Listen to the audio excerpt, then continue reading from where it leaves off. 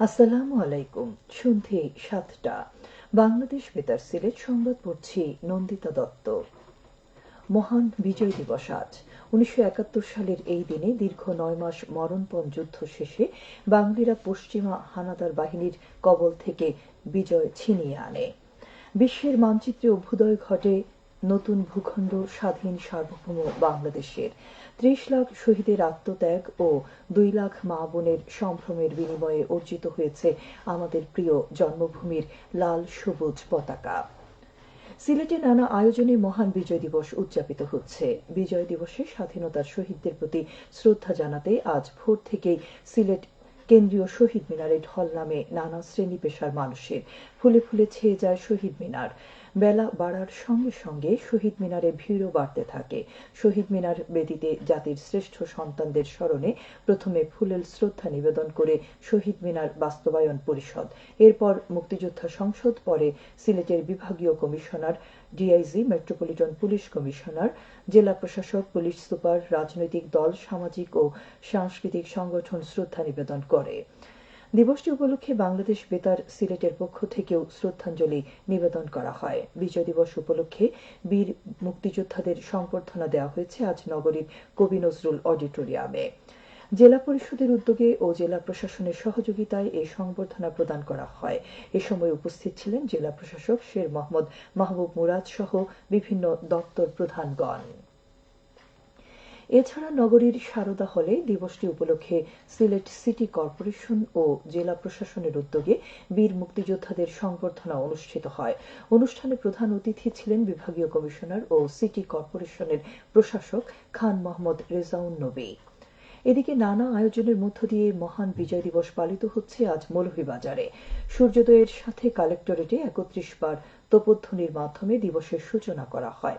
পরে কেন্দ্রীয় স্মৃতিসৌধে পুষ্পস্তবক অর্পণ করে শহীদদের প্রতি শ্রদ্ধা জানান সরকারি বেসরকারি বিভিন্ন প্রতিষ্ঠান, বিভিন্ন রাজনৈতিক, সামাজিক, সাংস্কৃতিক সংগঠন ও স্কুল কলেজের শিক্ষার্থীরা। পরে সার্কিট হাউসে জাতীয় পতাকা উত্তোলন করা হয়। এরপর জেলা প্রশাসক কার্যালয় চত্বরে প্রধান অতিথি থেকে দিনব্যাপী লোকজ মেলার উদ্বোধন করেন জেলা প্রশাসক মোহাম্মদ ইসরাইল হোসেন। এতে 18টি স্টল স্থান পেয়েছে। অপরদিকে কালেক্টরেটে বীর মুক্তিযোদ্ধা ও যুদ্ধাহত মুক্তিযোদ্ধা ও শহীদ মুক্তিযোদ্ধা পরিবারের সদস্যদের সংবর্ধনা প্রদান করা হয়েছে। জেলা প্রশাসন এর আয়োজন করে। এছাড়া দিবসটি উপলক্ষে সরকারি বেসরকারি অফিস আদালত, গুরুত্বপূর্ণ ভবন সহ বাসাবাড়িতে জাতীয় পতাকা উত্তোলন এবং সরকারি ভবনগুলোতে আলোকসজ্জা করা হয়। হাসপাতাল, জেলখানা, এতিমখানা ও সোনামণি নিবাসে সরবরাহ করা হয় উন্নতমানের খাবার। এছাড়া দিবসটি পালন উপলক্ষে শিশু একাডেমি আজ বিকেলে মৌলভীবাজার সরকারি উচ্চ বিদ্যালয় অডিটোরিয়ামে শিশুদের মধ্যে রচনা প্রতিযোগিতা, সুন্দর হাতের লেখা, দেশাত্মবোধক গান, নৃত্য ও চিত্রাঙ্কন প্রতিযোগিতার আয়োজন করে। এতে 5টি ইভেন্টে 35 জন শিশু অংশ নেয়। অনুরূপ কর্মসূচির মাধ্যমে জেলার অন্যান্য উপজেলায়ও দিবসটি পালিত হয়েছে। দিবসটি উপলক্ষে বাংলাদেশ বেতার, বাংলাদেশ টেলিভিশন সহ বিভিন্ন বেসরকারি টিভি চ্যানেল ও রেডিও সমূহ বিশেষ অনুষ্ঠানমালা প্রচার করছে। সংবাদপত্রগুলো প্রকাশ করেছে বিশেষ নিবন্ধ, সাহিত্য সাময়িকী ও ক্রোড়পত্র।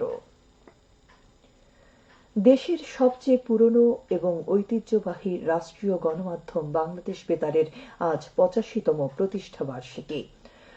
1939 সালের 16 ডিসেম্বর ব্রিটিশ শাসনামলে বাংলাদেশ বেতারের যাত্রা শুরু হয় অল ইন্ডিয়া রেডিওর ঢাকা কেন্দ্র হিসেবে। নাম হয় ঢাকা ধ্বনি বিস্তার কেন্দ্র। নাজিমউদ্দিন রোডের যে ভবনে বর্তমানে শেখ বোরহানউদ্দিন কলেজ অবস্থিত, সেখানে ঢাকা ধ্বনি বিস্তার কেন্দ্রের সম্প্রচার স্টেশন স্থাপন করা হয়েছিল। পরে কেন্দ্রটি শাহবাগে স্থানান্তর করা হয়। পাকিস্তান আমলে এর নাম ছিল রেডিও পাকিস্তান। সুদীর্ঘ যাত্রাপথে ঐতিহ্যবাহী গণমাধ্যমটি দেখেছে ব্রিটিশদের ভারত ত্যাগ তথা 1947 সালে দ্বিজাতি তত্ত্বের ভিত্তিতে উপমহাদেশে দুটি স্বাধীন রাষ্ট্রের জন্ম, পাকিস্তানি শোষণ এবং বাঙালির মুক্তির সংগ্রাম ও স্বাধীন বাংলাদেশের অভ্যুদয়। 1971 সালের মুক্তিযুদ্ধে স্বাধীন বাংলা বেতার কেন্দ্র নামে বাংলাদেশ বেতার মুক্তিযোদ্ধাদের উদ্বুদ্ধ করার মাধ্যমে দেশের স্বাধীনতা অর্জনে বিশেষ গুরুত্বপূর্ণ ভূমিকা পালন করে। বাংলাদেশ বেতারের সংবাদ ও অনুষ্ঠানের মাধ্যমে জনগণ জানতে পারছে দেশ বিদেশের নানা তথ্য। এগিয়ে যাচ্ছে দেশের উন্নয়নের সাথে সাথে। দেশের জনগণকে উন্নয়নের সঙ্গে সম্পৃক্ত করতে প্রতিষ্ঠানটি শিক্ষা, বিনোদন, সরকারের নানা নীতি ও গুরুত্বপূর্ণ বিষয় প্রচার করে আসছে। সারা দেশের মহানগর, জেলা, সদর ও উপজেলা পর্যায়ে সরকারি বেসরকারি মাধ্যমিক বিদ্যালয়ে 2025 শিক্ষাবর্ষে প্রথম থেকে নবম শ্রেণীর শিক্ষার্থীদের জন্য আগামীকাল ভর্তির ডিজিটাল লটারি শুরু হচ্ছে। রাজধানীর সেগুনবাগিচা আন্তর্জাতিক মাতৃভাষা ইনস্টিটিউটে শিক্ষার্থী ভর্তির এই ডিজিটাল লটারি অনুষ্ঠিত হবে। আজ শিক্ষা মন্ত্রণালয়ের এক সংবাদ বিজ্ঞপ্তিতে এ তথ্য জানানো হয়। সবশেষে আবহাওয়া। রাত 1টা পর্যন্ত পূর্বাভাসে বলা হয়েছে, সিলেট সহ পার্শ্ববর্তী এলাকার জন্য আজ কোনো সতর্কবাণী নেই এবং কোনো সংকেতও দেখাতে হবে না। আজ সিলেটের সর্বোচ্চ তাপমাত্রা ছিল 28.8 ডিগ্রি এবং সর্বনিম্ন 12.9 ডিগ্রি সেলসিয়াস। বাতাসের আর্দ্রতা ছিল সকালে 50 এবং সন্ধ্যায় 71%। আগামীকাল সিলেটের সূর্যোদয় হবে ভোর 6টা 31 এবং অস্ত যাবে সন্ধে 5টা 6। সংবাদ শেষ হলো। পরবর্তী স্থানীয় সংবাদ প্রচারিত হবে আগামীকাল সকাল 8টা 10।